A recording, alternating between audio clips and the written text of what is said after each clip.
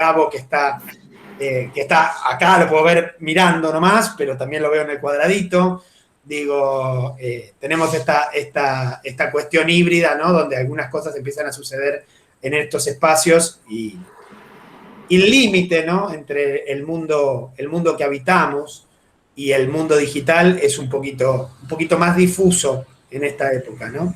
Y un poco ese es el meollo del asunto, eso es lo que vamos a discutir un poco, que es la educación que viene, por lo menos la educación superior que viene, que se plantea en un modelo o en un escenario claramente híbrido. Digo, incluso hasta los más conservadores están hablando de que probablemente el año que viene ya entremos en una hibridación no solamente de personas, es decir, donde hibriden los estudiantes, donde hibriden los docentes, donde hibriden los contenidos y donde hibriden las actividades. No va a ser una hibridación solamente en un eje o en un aspecto, sino que estaremos hibridando varias cosas a la vez y todas juntas, y estos límites entre lo digital y lo físico van a ser cada vez más borrosos. Incluso uno podría pensar que las cosas que empiezan en lo digital pueden continuar en el mundo físico o viceversa.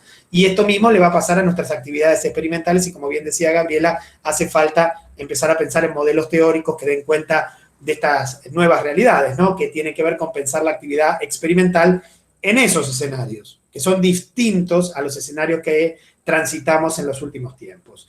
En particular, hoy podemos estar hablando, mucho de lo que yo hable hoy con ustedes, y por supuesto me pueden interrumpir las veces que quieran sin ningún tipo de problema, tiene que ver con lo construido ante la emergencia. Es decir, este es un escenario que sigue siendo emergente, que sigue siendo provisional el que tenemos, y que probablemente ese carácter de emergente y esa provisionalidad lo acompañen durante un tiempo más, pero no demasiado más. Es decir, estamos bajando el nivel de la emergencia, estamos bajando el nivel de la provisionalidad, no porque pensemos que no va a haber nuevas olas o nuevos picos o nuevas situaciones críticas desde lo sanitario. Es decir, descartamos que eso va a pasar.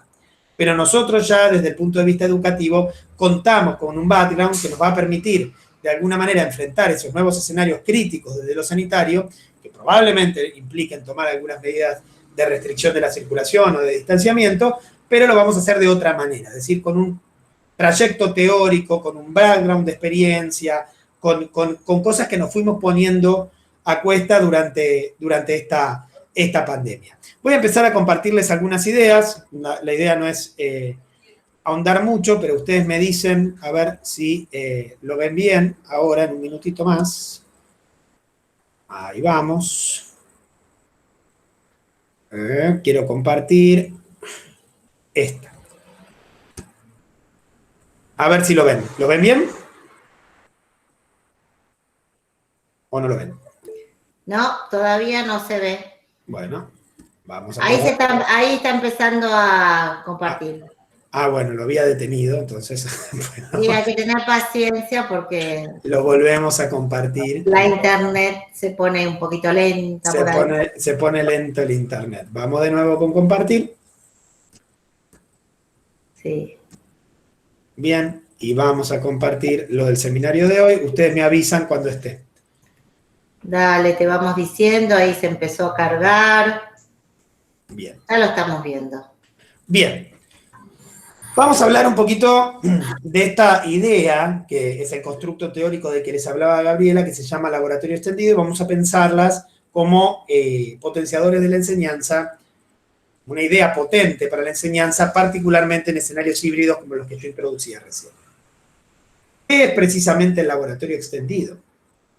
Bueno, el laboratorio extendido puede entenderse como el uso didáctico y sistémico de dispositivos y estrategias para llevar adelante distintos tipos de actividades experimentales. Cuando los entornos educativos incluyen, al menos en parte, el uso de plataformas de tipo digital. Es decir, cuando la comunicación con los estudiantes, entre docentes y estudiantes, está sostenida a través de una interfaz que, al menos en parte, es digital. Es un modelo, entonces, que estuvimos pensando para poder sostener, para poder realizar actividades experimentales en entornos educativos digitales. No es una única aproximación, no se trata de una sola manera de resolver un problema, sino se trata del establecimiento de un híbrido experimental donde distintos dispositivos, recursos, a los que vamos a llamar genéricamente laboratorios, actúan de manera sinérgica con el objetivo de aumentar la probabilidad de ocurrencia de aprendizajes, ¿sí? Aprendizajes que pueden ser de procedimientos, de actitudes o de valores en general. Y por supuesto, esta metodología de trabajo, esta lógica de trabajo, porque en realidad lo que es el laboratorio extendido es un modelo teórico que invita a una lógica de trabajo para realizar actividades experimentales en entornos digitales. Bueno, surge, nace en la pandemia como sistematización, pero en realidad viene a resolver no solo los problemas de la pandemia, o que nos traen la pandemia, como las dificultades para poder realizar las actividades experimentales tradicionales, sino que resuelve varios de los aspectos de las actividades tradicionales. Por ejemplo, en las actividades tradicionales de laboratorio, si uno recorre la bibliografía, va a encontrar, bueno, bastantes críticas a lo que veníamos haciendo en la enseñanza de las ciencias en general y en el nivel superior en particular. Por ejemplo, las actividades tradicionales de laboratorio, que en la universidad hay un efecto reduccionista que se da en la educación superior, por el cual actividad experimental queda reducido al trabajo práctico de laboratorio tradicional. Ese trabajo práctico tradicional de laboratorio enfrenta muchas dificultades. Por ejemplo, y solo por nombrar algunas, ofrece o promueve visiones deformadas de ciencia, ¿no? Ofrece visiones de ciencia bien identificadas con el paradigma positivista, tiene escasos grados de libertad, porque los estudiantes en general trabajan con algo que se llama protocolo tipo receta, y entonces las instancias para la creatividad, la modificación de la actividad experimental y demás son relativamente reducidas. Y además, tiene dinámicas de grupo que son bastante complicadas. Por ejemplo, es muy normal en esos trabajos prácticos de laboratorio, y esto está altamente reportado también, encontrar estudiantes que toman posiciones dentro de la dinámica del grupo que no terminan siendo del todo propias, es decir, que no tienen que ver con construir aprendizaje, sino que tienen que ver con el funcionamiento grupal en la resolución de una tarea muy específica, pero que carece de significado. Son actividades profundamente descontextualizadas, porque en general las prácticas de laboratorio no encuentran un gran nivel de contextualización, o sea, no son prácticas ricas en contexto, no son problemas abiertos que exijan resolución, y además están en general sometidas a la teoría, es decir, subordinadas a la teoría. Esto no es nada nuevo, podemos encontrar los escritos de Hudson, de Barberá, el mismo Gil Pérez. Digo, hay un montón de autores que desde la década de los 90 hasta hoy, o sea, llevamos 40 años, vienen encontrando dificultades a la hora de realizar los trabajos prácticos tradicionales con protocolo tipo receta, etcétera, etcétera.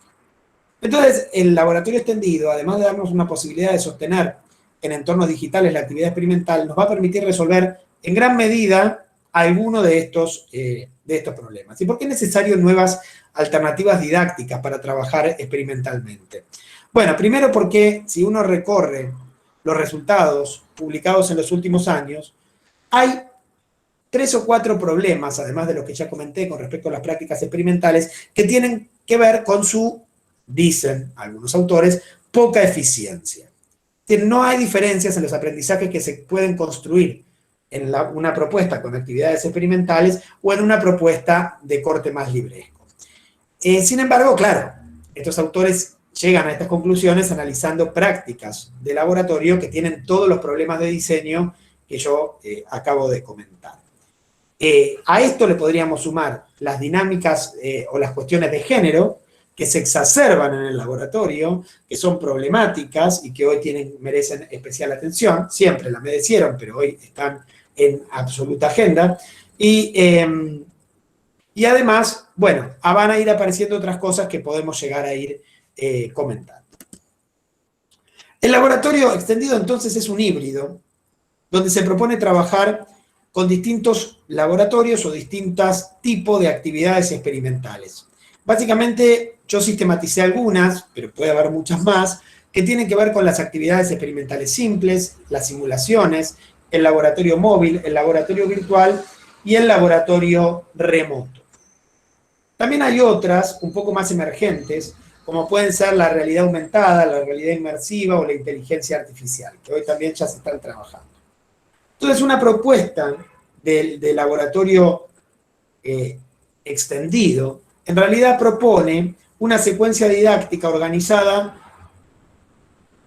en torno a objetivos de aprendizaje que incluya alguno de estos dispositivos, no necesariamente todos. Según cuál sea el objetivo de aprendizaje, lo que se pretende es precisamente elegir alguno de estos. Y precisamente estos distintos dispositivos pueden de alguna manera sistematizarse sobre dos ejes. Su pertenencia al mundo digital o al mundo físico, es el eje virtual real, y su complejidad. Y cuando hablamos de complejidad, no hablamos de complejidad en términos cognitivos, es decir, de complejidad en términos de construcción de aprendizajes, sino hablamos de complejidad a la hora de llevarse adelante, de instaurarse la práctica, de realizarse desde lo procedimental. Entonces, por ejemplo, una simulación sería una actividad experimental de corte simple y virtual. En cambio, una actividad experimental simple, que es la que se puede hacer con elementos caseros, que es potencialmente ubicua, que es segura, también es una actividad de corte simple desde lo procedimental, pero su pertenencia es al mundo real. ¿Qué pasa con los laboratorios virtuales? También pertenecen al mundo virtual, son en realidad un conjunto de simulaciones sistematizadas, pero se trata de algo más bien complejo. De hecho, las más complejas logran incluso simular el comportamiento de la incertidumbre del dato empírico. Digo, hay ahí un juego muy interesante para estudiar. Y finalmente los laboratorios remotos, que quizás en el nivel superior, entiendo yo, deberían estar siempre presentes en las lógicas del laboratorio extendido, en la secuencia del laboratorio extendido, son el prototipo más acabado de laboratorio híbrido, porque es un laboratorio real que existe físicamente al cual se accede de manera digital. Entonces, es en sí mismo una propuesta donde se están hibridando las actividades, ¿no? Luego está el laboratorio móvil, que tiene que ver con el uso de los teléfonos inteligentes o dispositivos móviles de distinto tipo, que en realidad está como en una especie de intersitio, porque depende cómo se use, uno podría decir, bueno, estoy usándolo para medir situaciones del mundo real, o estoy usándolo como dispositivo de soporte, por ejemplo, de la realidad aumentada, que es también un margen de interfase, o lo estoy usando para hacer realidad inmersiva, y si hiciera realidad inmersiva con el celular, lo que estoy haciendo realmente también es una estancia de hibridación, es un punto de interfase, porque en la realidad inmersiva, si bien en algún momento se llamó realidad virtual, hoy como que le sacamos ese mote de realidad virtual y hablamos de inmersiva porque lo que le pasa a nuestro cuerpo, nuestra experiencia, no es una experiencia simulada o virtual. ¿Y cuándo voy a usar este tipo de dispositivos o cómo los voy a elegir para armar la secuencia de laboratorio extendido? Porque en definitiva el modelo lo que permite es hacer secuencias de enseñanza y aprendizaje. Bueno, va a depender del tipo de procedimiento que yo quiera o defina como objetivos de aprendizaje. De hecho, una de las razones por las cuales sostenemos actividades experimentales, en la enseñanza de las ciencias naturales, tiene que ver con que son el mecanismo de elección, la estrategia de elección para promover el aprendizaje de determinados procedimientos, que pueden ser de corte intelectual o de corte sensorio-motor. Los procedimientos de corte intelectual vinculados, una idea que trabajó también la doctora Lorenzo, a las actividades experimentales, tienen que ver con dos tipos, procedimientos intelectuales de reconocimiento o procedimientos intelectuales de acción. Los procedimientos intelectuales de reconocimiento son aquellos que permiten identificar, por ejemplo, variables, reconocer un fenómeno y ponerlo, digamos, hacer un match entre ese fenómeno y el modelo disciplinar que da cuenta de él. Y para esto, por ejemplo, las simulaciones andarían muy bien. Para esto, un laboratorio virtual podría andar muy bien. ¿Sí? En cambio, si yo voy a un procedimiento intelectual de acción, como puede ser la definición de un valor de corte, y bueno, ahí habría que ver si las simulaciones, en todos los casos, yo puedo definir los valores de corte, puedo hacer ese procedimiento, o en qué medida la programación eso lo permite, o si es más apto para esto un laboratorio remoto, probablemente para este tipo de procedimientos sea mejor un laboratorio remoto. Pero también hay otros procedimientos que son los que por ahí más se echan en falta en el laboratorio presencial, que tienen que ver con los procedimientos sensorio-motores, ya sea de observación o de acción. Los sensorios motores de acción son aquellos que tienen que ver con la motricidad fina, que se pone muy en juego en algunas prácticas de laboratorio. En ese caso, las actividades experimentales simples o el trabajo de campo, que también puede formar parte de las propuestas de laboratorio extendido, son los que permitirán fundamentalmente trabajar ese tipo de procedimientos. Pero en el caso de los de observación, el laboratorio remoto empieza a tomar un protagonismo, por ejemplo, en las prácticas que tienen que ver como en la química la titulación, o que implican, por ejemplo, el reconocimiento de un punto final a través del viraje de un indicador, una práctica típica, ¿no? Donde, por ejemplo, en una titulación ácido-base se usa fenolftaleína para indicador. Un procedimiento de observación donde se entrena el ojo tiene que ver con el reconocimiento de ese viraje, por poner un ejemplo. Y en ese caso, los laboratorios remotos sí son muy potentes para hacerlo.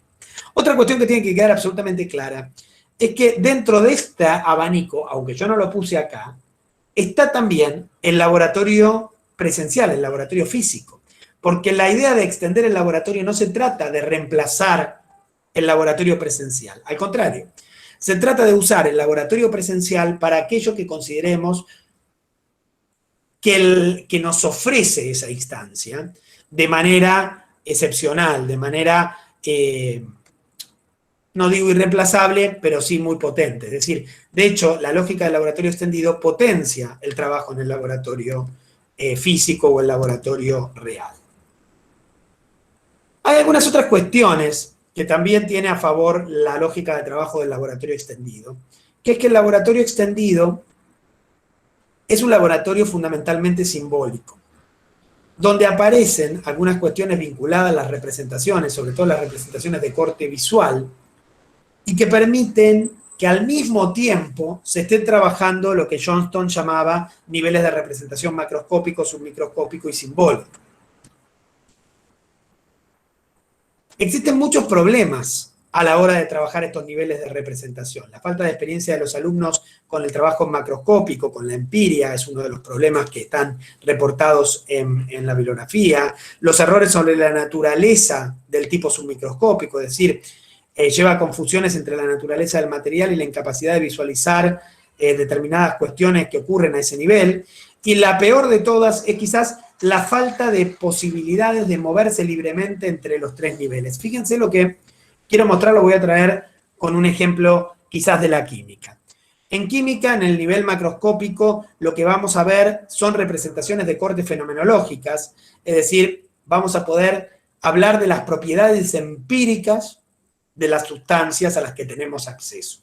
A nivel submicroscópico, lo que vamos a hablar son de representaciones de corte modélico, ¿sí? Diseñadas, hoy justamente hablábamos de estos temas hace un poquito antes, ¿no? Son representaciones de corte modélico diseñadas para entender cuestiones cualitativamente.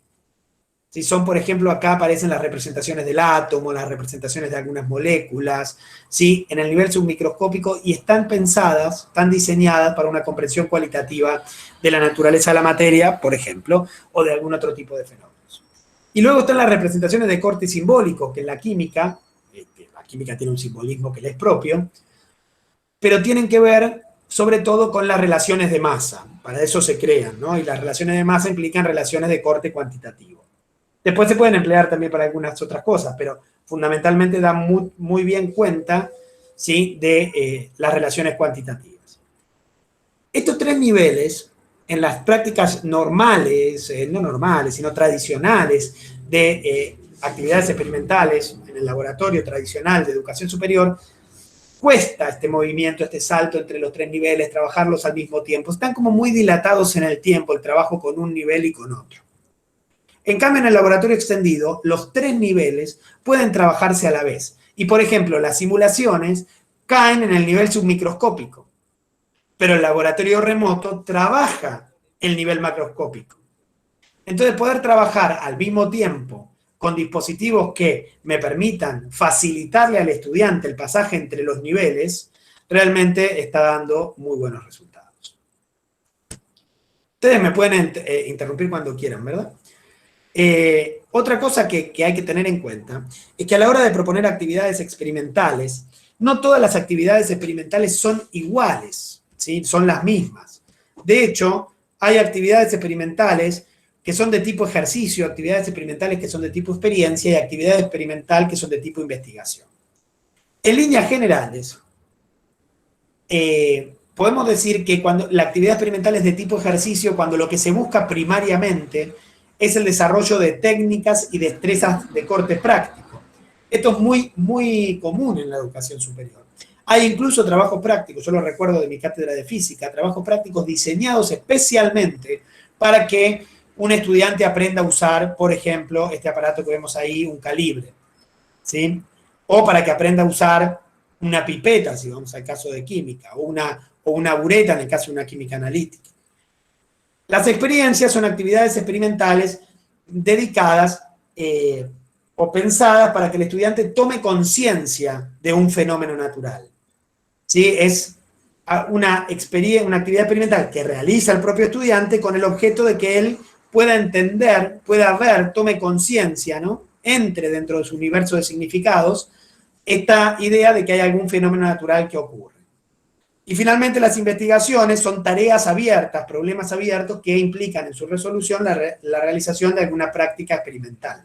Es decir, ahí la actividad experimental entra a jugar un rol vinculado a la resolución de una tarea más o menos abierta. Y por supuesto que hay también modelos mixtos, porque no todas las actividades van a encuadrar perfectamente en una u otro tipo. Esto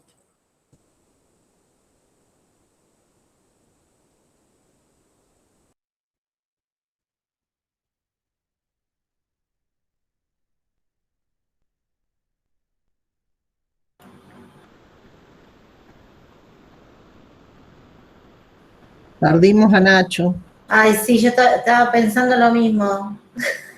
Soy yo que me también quedé. de la debilidad conceptual del concepto de actátesis. Nacho, vas a tener que retroceder Sí. porque te desconectaste en un momento. Ah, ¿cuándo me desconecté? Y eso que estoy con la red UBA, que se supone que va como piña. Díganme cuándo me desconecté. Cuando estabas por empezar a explicar lo de las actividades mixtas. Ah, bueno, les decía que no toda actividad es en realidad de un tipo o de otro de esta, ¿no? Que a veces encontramos alguna actividad.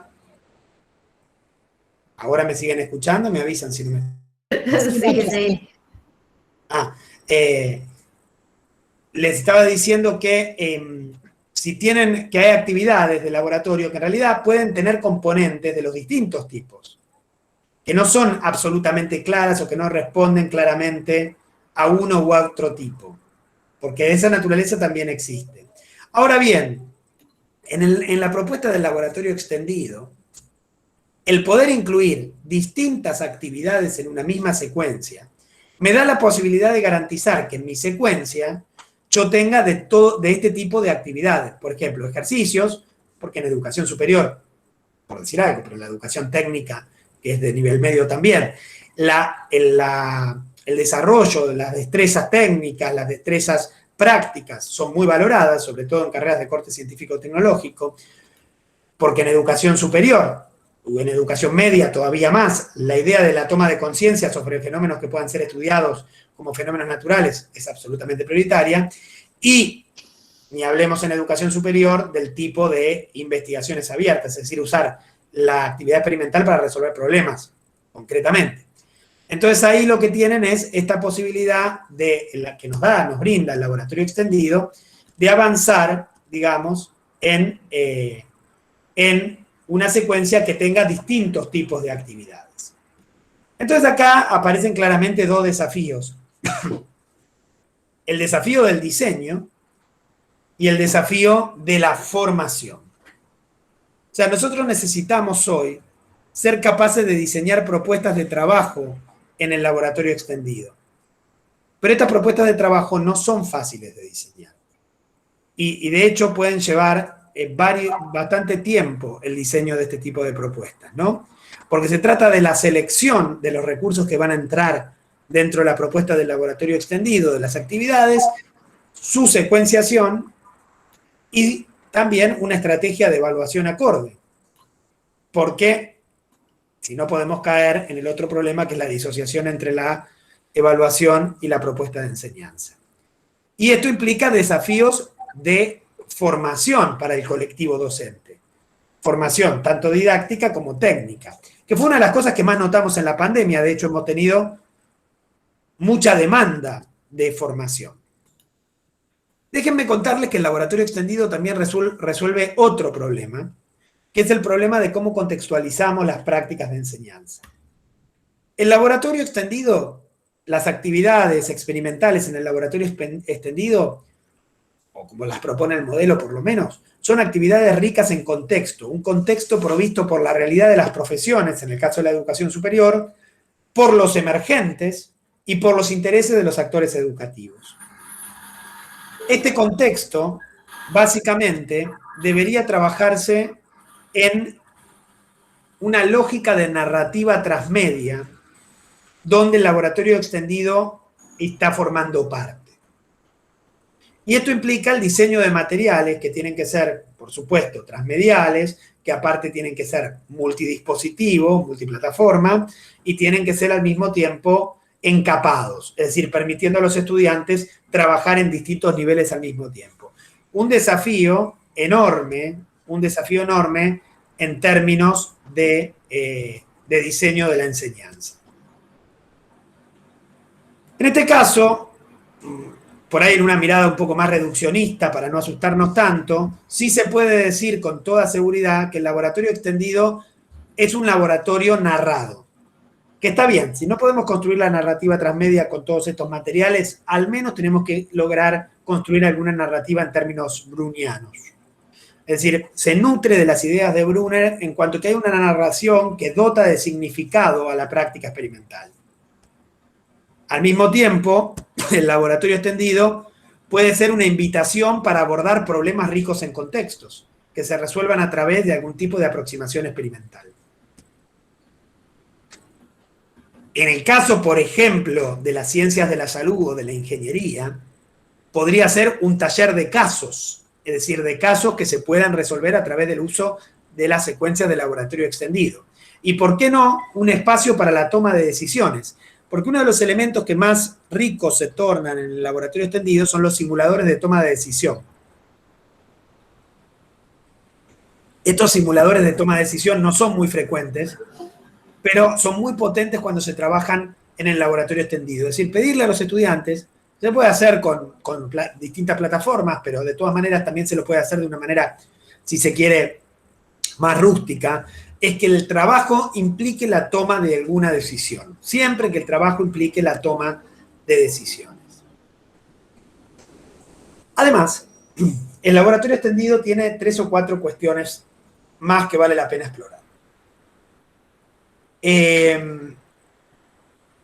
Es un laboratorio doblemente oportuno. Por un lado, le va a permitir a los estudiantes aumentar su grado de libertad y su autonomía. Como las prácticas experimentales en el laboratorio extendido se pueden repetir, son ubicuas, se pueden realizar desde cualquier momento y desde cualquier lugar, esto le permite a los estudiantes repetir, rediseñar, rever la práctica experimental varias veces. Y esto es algo deseable, sobre todo en la educación superior, pero que es compartido con toda la educación. Porque si hay algo en común entre todos los niveles educativos es la ganancia de autonomía mientras uno lo transita. Entonces, en los últimos años de la escuela media, por ejemplo, actividades con alto nivel de autonomía, donde los estudiantes incluso podrían alterarlas, son mucho más valiosas que actividades tipo receta, donde solo hay que cumplirlas al pie de la letra para llegar a un resultado esperado. Entonces, acá hay un punto donde el estudiante se convierte en el autorregulador, ¿no? Puede autorregular sus aprendizajes. Pero además, es doblemente oportuno, porque como es modular y como podemos trabajarlo en piezas, ¿no?, que se van armando, permite la personalización de la enseñanza. permite atender las necesidades educativas de perfiles diferentes que hoy forman parte de nuestras aulas, que son cada vez más heterogéneas en todos los niveles de la educación. Por ende, esta práctica, incluyendo el trabajo tradicional, realmente atiende a las realidades educativas del siglo XXI, algo que el trabajo tradicional pensado en el siglo XIX ya no estaría haciendo. Por otro lado, si nos ponemos a pensar, se puede decir que el modelo es un modelo poroso. ¿Poroso por qué? Porque puede responder rápidamente a los emergentes. Es decir, si yo tengo una secuencia de laboratorio extendido y sucede la pandemia, en la narrativa del laboratorio, en las actividades que propongo, podría incluir rápidamente el emergente. Es poroso la realidad, es poroso a los emergentes, es poroso a los intereses, es poroso a la motivación de estudiantes y docentes. Es cooperativo, realmente acá sí se puede trabajar cooperativamente, porque uno puede pedirle a los estudiantes que trabajen dentro de esa narrativa con roles definidos, rompiendo las dinámicas de grupo que por ahí son las que no deseamos que suceden en el laboratorio tradicional. Es solidario, porque como se basa en módulos, en actividades armadas, cuando yo armo una secuencia y la comparto como recurso educativo abierto, todos mis elementos quedan disponibles para el trabajo en la comunidad. Es inclusivo, porque incluso acá, a partir de la personalización, puedo estar atendiendo las necesidades educativas de personas que se podrían estar quedando afuera por distintos motivos, ahí podemos abrir una inmensidad de motivos, del laboratorio tradicional. El laboratorio tradicional no es un laboratorio pensado desde la inclusión. Y es sustentable porque las prácticas, digamos, las actividades que forman parte del laboratorio extendido, se pueden reutilizar, recrear, compartir, ¿no? Cumplen esto de las 5 R's. Solo para hacer un detalle de color sobre los laboratorios remotos que forman parte de lo que yo digo debe ser troncal dentro del laboratorio extendido, déjenme contarles que en educación superior ya los estamos usando, se han usado mucho en programación, se han usado mucho en la enseñanza de la física, ahora se está avanzando fuertemente en la enseñanza de la química y sobre todo desde el advenimiento de un tipo de laboratorios particulares que se llaman laboratorios en diferido, que después tenemos tiempo, podemos ver algunos, eso no hay problema. En definitiva, el laboratorio extendido va a permitir ciertas hibridaciones, ¿sí?, que son importantes que tengamos en cuenta para los próximos años. La primera es la hibridación de las actividades. De este modo vamos a tener algunas actividades experimentales que las podremos sostener a distancia en el mundo digital o en el mundo físico pero remotas, como las actividades experimentales simples, o actividades que son propiamente híbridas, como el caso de los laboratorios remotos, donde la actividad es real pero se accede digitalmente. Y vamos a tener también actividades presenciales, es decir, vamos a poder con este modelo ir hibridando las actividades. También vamos a poder ir hibridando los contenidos, porque habrá contenidos que se van a trabajar en lo digital a través de propuestas de laboratorio extendido y habrá contenidos que se seguirán trabajando en la presencialidad, estarán hibridados. Y finalmente también podemos hibridar a los propios alumnos, porque habrá alumnos para los cuales diseñemos actividades presenciales cuando haga falta y otras que podrán ser en la lógica del laboratorio extendido de la parte digital. Nosotros venimos con estas ideas incluso desde antes de la pandemia. Antes de la pandemia habíamos empezado a explorar algunas cuestiones vinculadas al uso de los laboratorios remotos, ya por 2019, y luego, en 2020, esto nos sacudió fuertemente, ¿verdad? Y empezamos como a formalizar la investigación y el trabajo para el diseño de este modelo teórico que después tiene sus correlatos en secuencias de enseñanza concretas. Así llevamos adelante el proyecto de desarrollo estratégico del que hablaba Gaby al respecto y ya a fines de 2021, bueno, fines de 2020, principio de 2021, ¿verdad? Armamos aquello que se llamó programa Scilab. El programa Scilab, que es un programa internacional de investigación basada en diseño, ¿sí? Ahora cuento un poco qué se trata de eso, reúne a varias instituciones a lo largo del mundo. Aquí en la Argentina, la Universidad de Buenos Aires, al CIAEC, ¿sí? Y en Uruguay, al Consejo de Formación de Educación, en Costa Rica, la Universidad Estatal a Distancia, en España, la Universidad de Deusto, a la Organización de los Estados Americanos, que en realidad es una organización transnacional, y a la empresa Lapsland, con sede en los Estados Unidos, que es un proveedor de laboratorios remotos. ¿Qué es lo que hacemos en SciLab? Bueno, lo que hacemos es una investigación basada en diseño. Una investigación basada en diseño es una investigación altamente pragmática que recurre a distintos enfoques de investigación, ¿sí? Es una investigación que se va adaptando a las necesidades. Es una investigación colaborativa porque se hace entre los investigadores y los practicantes, que son profesores a cargo de aula y cuyo producto final son más o menos 2, o tienen que ser por lo menos 2, puede haber algún otro más. En nuestro caso van a ser 3. Secuencias de enseñanza y aprendizajes construidas desde la investigación y validadas, principios de diseño que permiten diseñar otras secuencias y prototipos, que en nuestro caso estamos armando prototipos de laboratorios remotos y secuencias prototípicas. ¿Sí? Es una investigación que, como ven, es una investigación participativa. ¿Por qué es participativa? Por esto que les decía, que trabajan investigadores con practicantes, que son docentes que están al frente del curso. ¿Y sobre qué trabajan? Sobre problemas de enseñanza y sobre problemas de aprendizaje. Por lo que es una investigación que tiene que tener sólidas bases, ¿sí? De la psicología cognitiva y de la didáctica. En un primer ciclo, lo que hacemos cuando trabajamos en este programa es hacer un diagnóstico de los problemas de aprendizaje y de enseñanza que están teniendo determinado curso, determinado grupo en particular, y ofrecer un diseño, que es un diseño fundamentado, sobre todo fundamentado en las ideas de cómo aprenden los estudiantes, y que finalmente da como origen una secuencia de enseñanza y aprendizaje inicial.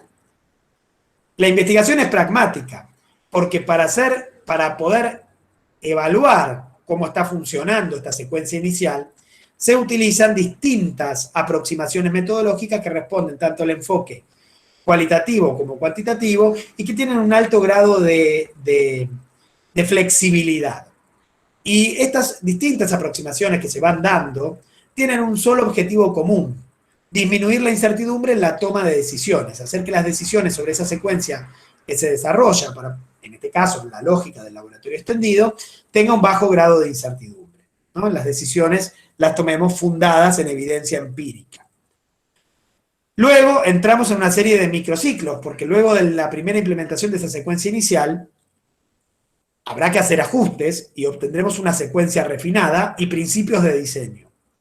Es decir, una secuencia refinada con cambios con respecto a la inicial y principios de diseño que van a ser el conocimiento generado, enunciado declarativamente, que nos sirvió para refinar la secuencia. La investigación de este tipo es una investigación iterativa, porque luego, una vez que tengamos la secuencia refinada, vamos a volver, ¿sí?, a probarla, vamos a volver a probarla, y en esta secuencia refinada que volvemos a probar nuevamente, vamos a tener cosas que cambiar, vamos a haber generado nuevos principios de diseños. Y así se podrán hacer un mínimo de 2, pero podría ser 3, 4, 5 microciclos hasta que tanto los practicantes como los investigadores hayan acordado que la secuencia final a la que arribaron cumple con los objetivos buscados para resolver los problemas de enseñanza y aprendizaje detectados en el diagnóstico. Como notarán, esto es la manera en la que nosotros creemos que hay que desarrollar las secuencias del laboratorio extendido. Puede llevar muchísimo tiempo, ¿sí? Puede llevar muchísimo tiempo. Sin embargo, por más que lleve mucho tiempo y que quizás sean años, esto no quiere decir que tendríamos que tener... Bueno, lo que quiero decir es que más allá de por ahí que no en todos los casos se lleve adelante una investigación basada en diseño, las ideas del laboratorio extendido también pueden alimentar nuestra práctica, aunque no en todos los casos las secuencias van a ser producto de este trabajo tan complejo que nosotros planteamos como la mejor manera de hacerlo. Entonces los resultados, en definitiva, en productos que brinda esta manera de trabajar son teoría y principios de diseño sobre las secuencias didácticas, dispositivos de formación, es decir, las secuencias didácticas mismas, que son presentados como recursos educativos abiertos. También se desarrolla tecnología, porque a medida que vamos necesitando adaptar o contar con otros recursos para esa secuencia, se va generando tecnología, es uno de los propósitos de nuestro proyecto de desarrollo estratégico, y materiales didácticos asociados que tienen este corte, ¿no? Son, como yo decía, materiales narrativos, transmediales y encapados. Y aparte, multiplataforma.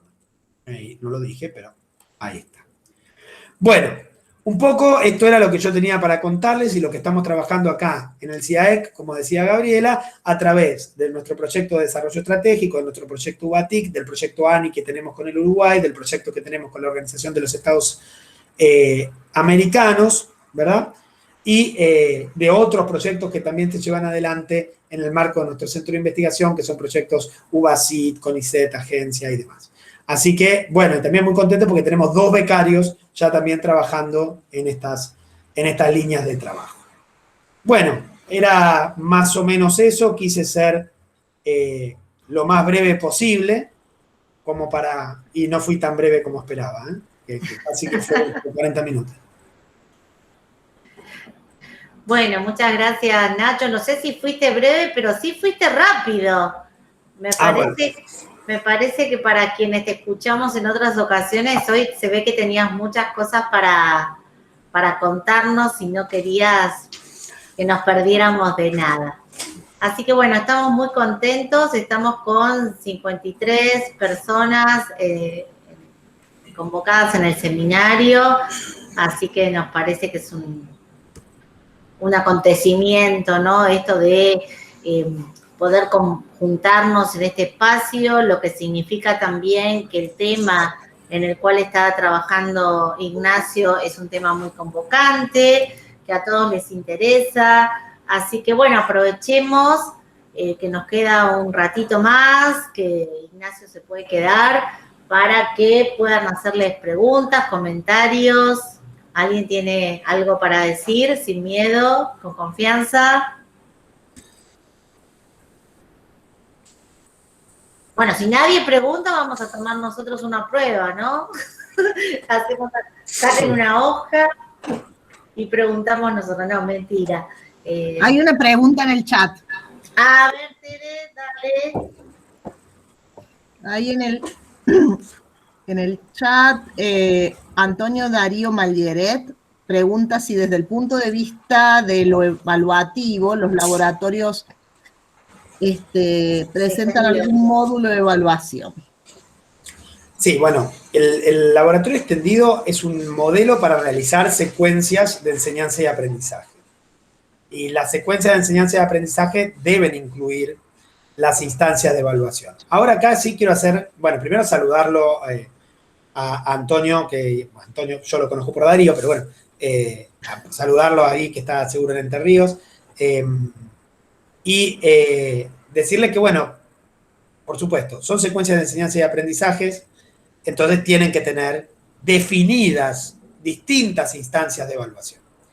Pero acá voy a hacer un parate. En el laboratorio extendido, en la lógica del laboratorio extendido, la principal preocupación debería estar en el diseño de evaluaciones de corte formativo. Es decir, no en la cuestión vinculada a la acreditación o de corte sumativa, que eso seguramente tiene que estar en algún momento.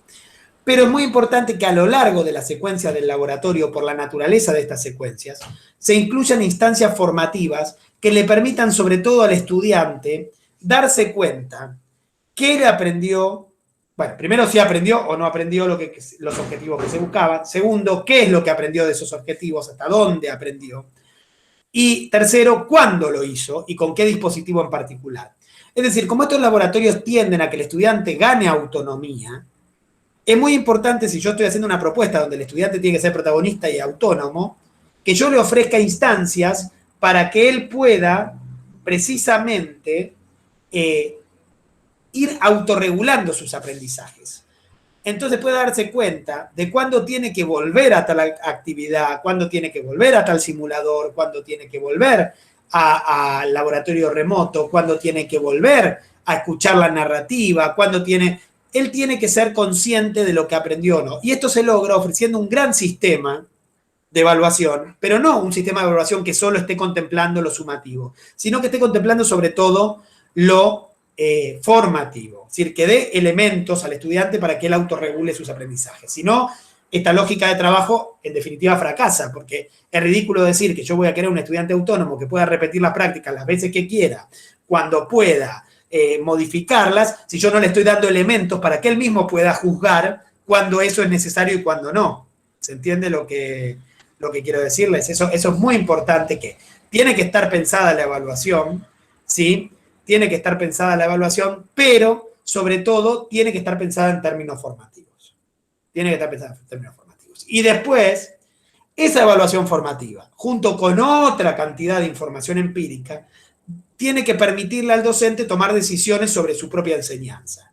Si bien el objeto de la evaluación formativa no es regular la enseñanza, es regular los aprendizajes, uno igual lo puede tomar con pinzas como insumo, y además, junto con el reporte que todos estos sistemas brindan, porque el laboratorio remoto, el laboratorio virtual, las simulaciones, las plataformas de enseñanza y aprendizaje, como pueden ser los EBEA, ¿no? Moodle, Canvas, Schoology, el que ustedes quieran, brindan información sobre qué están haciendo los estudiantes. Esa información, si se sistematiza, es evidencia empírica sobre el proceso educativo. Y eso les permite a ustedes tomar decisiones sobre el proceso educativo, que en alguna medida serán tomadas para el diseño, en este proceso de investigación basada en diseño que acabo de comentar, pero que además les pueden permitir tomar rápidas decisiones sobre la evolución de un curso en particular en un momento dado, o la necesidad o el seguimiento de cada estudiante en particular, ¿sí? Haciendo una atención más personalizada de sus necesidades educativas. Así que sí, claro, Darío, es fundamental pensar en la evaluación en este tipo de dispositivos, de secuencias, en este tipo de secuencias, pero fundamentalmente de una evaluación de corte formativo. ¿Sí? La de tipo sumativa también va a estar, en esa somos como bastante más conscientes, digo, porque de alguna manera el sistema nos obliga, digamos, a tener también ese tipo de instancias, entonces esas no nos olvidamos, pero a veces nos olvidamos de las otras, ¿no? Muy bien. Tengo levantada la mano de Valentina Matos. Valentina, si querés hacer tu pregunta. Nosotros acá estamos del Departamento de Química de Formación Docente de Florida, y queríamos consultar, porque vimos que nombraron al CFE de acá, y justo estábamos pensando en una actividad para investigar sobre los laboratorios remotos desde un punto de vista más formal. Entonces, queríamos saber cuál es la relación que ustedes están teniendo con el CFE para ver si nosotros podemos sumarnos o empezamos como algo, obviamente, por nuestra lado. No sé si se entiende. Nosotros con el CFE como institución, junto con la Universidad de Buenos Aires y la Universidad Estatal a Distancia, adjudicaron un proyecto de la ANI, de la Agencia Nacional de Investigación e Innovación del Uruguay, que tiene como principal objetivo el estudio y desarrollo de distintos dispositivos, entre los que están, por supuesto, los laboratorios remotos, para precisamente realizar actividades experimentales en entornos digitales. ¿Sí? O sea, todo esto que yo conté lo tenemos. Es formal, hay una responsable de proyecto que es la magíster Gabriela Varela, por el CFE está ella representando, que es la coordinadora nacional de biología, ¿sí? Pero el equipo tiene gente de química y de física también. Así que mi recomendación sería que se contacten con la... Bueno, o nos pueden escribir a nosotros y nosotros los contactamos, ¿verdad? No hay ningún problema, pueden escribir a CIAEC y los contactamos, pero es un proyecto abierto, o sea que la gente se puede sumar sin ningún tipo de problemas. Muchas gracias.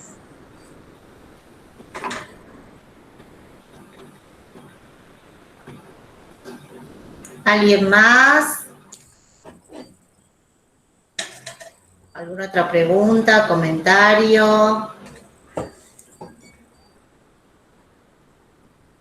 Bueno, aprovecho para decirles, porque lo preguntaron en el chat antes, el seminario está siendo grabado, así que en unos días, pero téngannos paciencia, porque hasta que hagamos todo el proceso que corresponde, va a quedar subido en nuestro canal del CIAE, que es el canal de YouTube, que dicho sea de paso, los invito a que se suscriban, porque siempre van apareciendo ahí distintas charlas, conferencias que organizamos nosotros, con invitados de otros lados o con algunas otras cosas que a lo mejor les pueden resultar de interés. Y a los que no pusieron la dirección de correos, por favor también avísennos por el chat para que podamos elaborar los certificados. Paula Gatti ha levantado la mano. Paula. Sí, la verdad que es un tema, digamos, sumamente emergente y fue una exposición, como comentaban ahí en el chat, sumamente valiosa, porque la verdad que diste un pantallazo general sobre todo lo que es esta temática, porque hablaste de lo que es la temática en sí, hablaste de clasificaciones, de los distintos escenarios, todos los materiales. Mi pregunta es, remitiéndome a algo que dijiste al principio, y es que los laboratorios experimentales, como los tenemos entendido, ¿sí? Tienen todas esas problemáticas que podrían venir a ser resueltas por el laboratorio extendido. ¿Tenés idea, un poco en función de toda esta nueva línea de investigación, cómo las distintas instituciones, las distintas universidades, al menos de la Argentina, qué grado de conocimiento tienen de estas nuevas actividades como para ser realmente, potencialmente implementadas en los futuros escenarios híbridos? Bien. Salió media larga, pero habría pero clara. contextualizar. Te cuento. A ver, hay algunas áreas del conocimiento que por razones tradicionales, ¿no? Y de lo que ha pasado en los últimos tiempos, están en mejores condiciones que otras, ¿no? Empecemos por ahí. Uh-huh. Por ejemplo, la enseñanza de la física, ¿sí? Le lleva alguna ventaja a la enseñanza quizás de otras disciplinas, porque tradicionalmente se ha trabajado más por el vínculo que esta disciplina mantiene, por ejemplo, con la programación o con la computación, porque en general, cuando empezaron a surgir las ideas de la programación y la computación y la posibilidad de hacer simulaciones, en general aparecen en unidades académicas donde, entre otras cosas, se enseña física. Entonces, esta lógica de unión entre la física, la matemática y luego lo que va a ser el campo de la comunicación y la simulación, benefició esto. Si vos entrás, por ejemplo, al que es quizás el mayor proveedor de simulaciones del mundo, que es la Universidad del Colorado, por lo menos las que son para usar a nivel superior, ¿no? Que se llama FET, y ves la cantidad que hay de física, seguramente habrá mucho más de física que de química, y mucho más de química que de biología. Seguro. Y yo estoy hablando de física, química y biología, y estoy hablando en términos generales, ¿no? Pero después están las especificidades dentro de la física, de cada uno. Además, hay una mayor tradición, ¿no? En la didáctica específica. La didáctica específica de la física se viene ocupando desde hace mucho más tiempo de este tipo de cosas, y luego la didáctica de la química le sigue de cerca. Otras didácticas por ahí vienen, es como un tema más nuevo, si uno empieza a mirar las revistas o empieza a ver desde cuándo se abren. Yo, por ejemplo, ahora estaba mirando el otro día, tengo acá en mi biblioteca el número 1 y 2 de la revista de enseñanza de la física, que son de los años 80, donde en el número 1 y 2 ya se empezaba a comentar la idea de hacer simulaciones. O sea, ni computadora teníamos en los años 80, y en la revista ya había discusiones didácticas de ese corte, ¿no? La tengo en papel porque no existe en digital esa revista, ¿no? El presidente anterior de la Asociación de Profesores, el día que asumí la conducción, me dio un paquete donde, entre otras cosas, estaban los números antiguos de la revista, Me los puse a mirar porque históricamente realmente da cuenta por lo menos de cuáles eran las discusiones en la Argentina de aquel momento. Y ya estas cosas empiezan a estar emergentes a fines de los 80. Esto le da una ventaja. Después vino el laboratorio remoto, que los primeros laboratorios remotos estuvieron vinculados a la enseñanza de la física y a la enseñanza de la ingeniería, porque además se necesita ingenieros que construyan estas cosas. Entonces, primero empezaron en esa construcción. Entonces, lo que vos decís es muy pertinente. ¿Cuál es el grado de conocimiento? La respuesta es depende. Si estamos hablando de la enseñanza de la ingeniería, por ejemplo, yo te puedo decir que el Confedi acaba de sacar una convocatoria. El Confedi es el órgano, ¿no?, que reúne a los decanos de las facultades de ingeniería de la Argentina. Acaba de sacar una convocatoria para que cada universidad nacional tenga al menos un laboratorio remoto, para enseñar ingeniería. Exacto. ¿Sí? Sí. Ahora, si yo voy a hacer la misma pregunta al ECUAFIB, que es el órgano equivalente que maneja farmacia y bioquímica, muy probablemente tenga que explicar qué es un laboratorio remoto. Mientras que en el órgano hermano están sacando una convocatoria para que todas las universidades lo tengan. Claro. Hay como mucha... lo que hay que hacer, lo que yo creo que nosotros tenemos que hacer es una campaña fuerte de difusión de estas ideas. Nosotros estamos en ese camino, por supuesto, para que todos tomemos conciencia de que esto es una posibilidad que existe.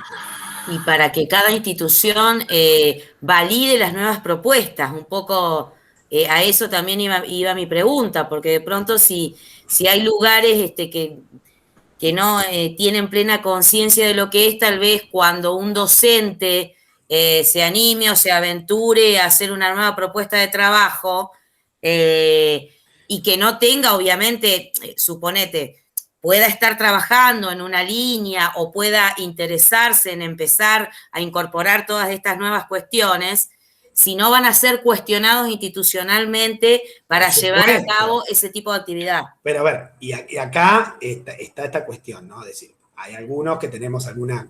Te voy a contar con un ejemplo particular de enseñanza de la física. Hay una práctica que hacíamos en enseñanza de la física que teníamos distintos líquidos y distintas esferas del mismo volumen de distinto material. Entonces, ¿cuál es la práctica? A ver, se tira la esfera en el líquido y se ve si flota parcialmente sumergida, si flota a 2 aguas, si se hunde. Entonces vos vas jugando con el líquido y con la esfera, ¿no? Vas intercambiando. Y es una práctica típica de densidad para ver, es lo que se llama casos de flotación. Casos de flotación. Ese es el mote que tiene la enseñanza de la física.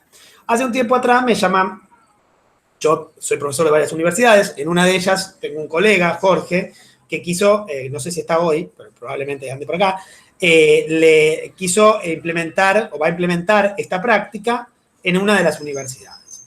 Y entonces, claro, como la tenemos remotizada, es decir, tenemos un laboratorio remoto en la cual yo aprieto un botón, elijo la pelota que quiero y la dejo caer en el líquido que quiero y luego observo qué es lo que pasa, no vino bárbaro durante la pandemia. Y ahora empiezan que vuelven los trabajos prácticos. Entonces dijimos, no, este trabajo práctico no vuelve. ¿Por qué? ¿Para qué? Si se está funcionando mejor remoto, los pibes lo pueden hacer cuando quieren, lo pueden hacer las veces que quieren, pueden ir probando combinaciones que nosotros incluso no podemos tener disponibles en el laboratorio, porque claro, cuando se hizo remoto, esa posibilidad... Es toda una revolución, digamos. Ahora, explicarle esto a la directora de departamento, bueno, implicó un trabajo de corte, de corte militante, si se quiere, porque hubo que ir y explicarle, no, mire, a ver, hubo que mostrarle, y hubo que explicarle, no, esta práctica no, pero no porque yo no quiera ir más al laboratorio, porque quiero ir al laboratorio a hacer cosas que en el laboratorio son más valiosas que esto, porque esto ya lo tengo resuelto.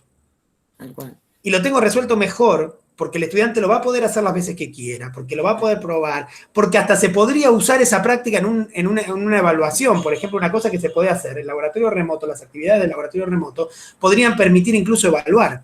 Yo te podría decir, bueno, elegí la combinación, mostrame cómo lo harías. Digo, hasta uno podría pensar la práctica experimental en lugar, ¿no?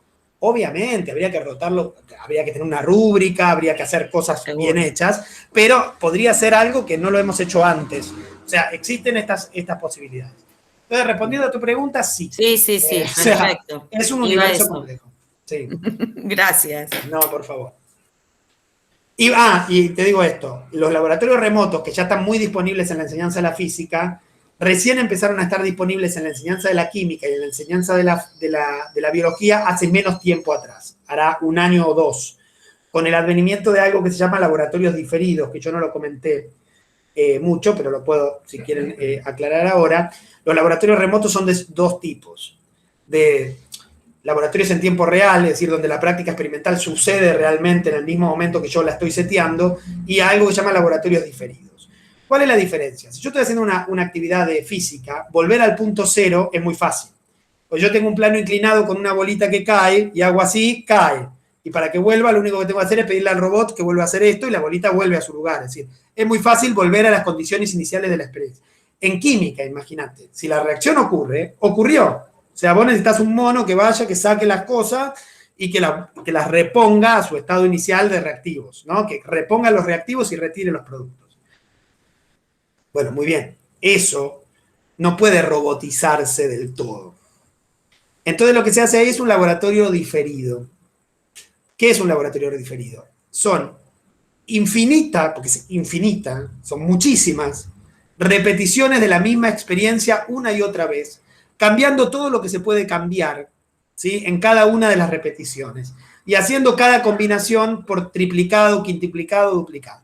Y luego, a través de la programación, se hace que azarosamente se combinen las duplicaciones para reproducir el error empírico, sería el error experimental. Es decir, ¿la experiencia es real? Sí, la experiencia es real. Lo que está viendo es lo que sucedió. ¿El dato empírico está? Sí, el dato empírico está. Lo que no está es que no está sucediendo en el momento que vos lo seteás, sino que eso ya viene tomado de una nube donde todas las posibilidades estuvieron pregrabadas. ¿Sí? Y eso abrió la puerta a que los laboratorios remotos pudieran funcionar para la química y para la biología, que si no, no tenían esta posibilidad. Que sí tenía la física por la naturaleza de las actividades experimentales en física que permite volver para atrás. ¿Sí? Bueno, muy bien. Gracias, Nacho. No sé si queda alguna pregunta más. ¿Algún comentario? Bueno, entonces esto ha sido todo por hoy. Una excelente tarde de viernes en la que Ignacio nos ayudó a pensar, a reflexionar y ahora seguramente todos se van a ir pensando a ver cómo pueden remotizar o extender, ¿no? Sobre todo la palabra esta de extender el laboratorio. Así que es un placer haber estado en esta tarde con ustedes.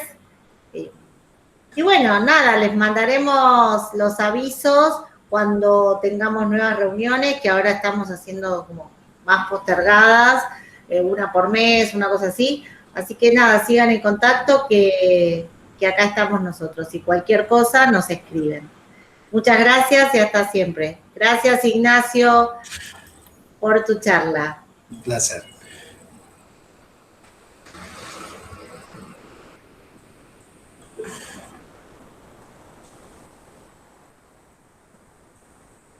Bueno, siguen llegando agradecimientos y felicitaciones.